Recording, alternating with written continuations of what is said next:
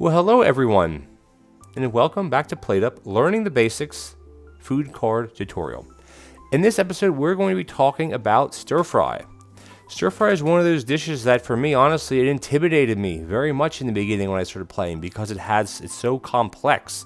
It's very simple when you think about it, but it's very complex on how you go about cooking it. When you get the stir fry card, you start off with broccoli and carrot. They can go together or they can be separate.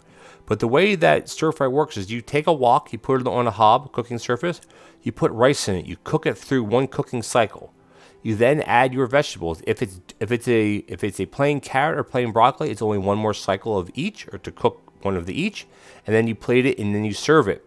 You don't plate the wok. You actually take a plate and interact with it on the wok or like against the wok, and then that'll transfer the material, the food from the wok to your plate. Now, if you have what I call a double, which is a broccoli and carrot together, you actually have 3 cooking cycles.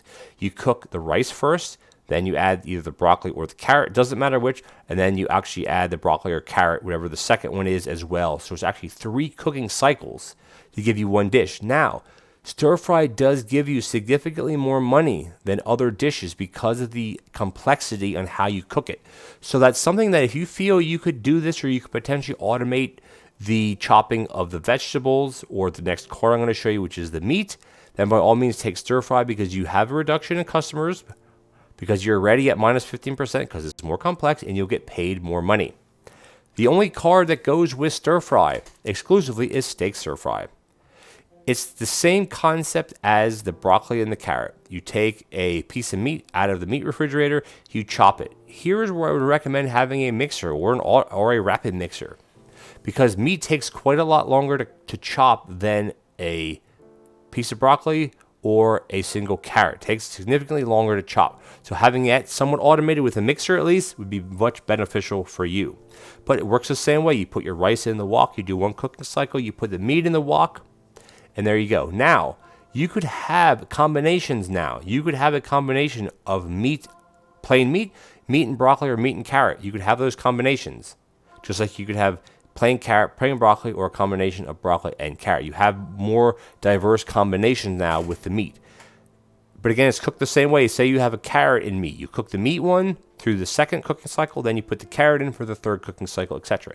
Now, you cannot do all 3. You cannot do a meat and broccoli and carrot stir fry, because the customers cannot order that. So there's no point to try to do it, because the customers can't order it anyway, so it's basically just wasting time.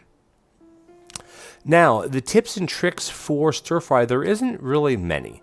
You can automate it, but it's very difficult to fully automate because of the different options.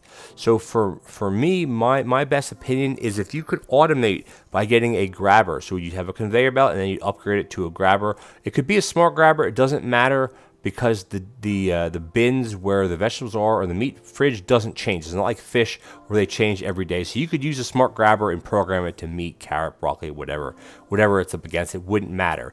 And then you'd have that going into a mixer, ideally a rapid mixer if you're doing the one with the meat.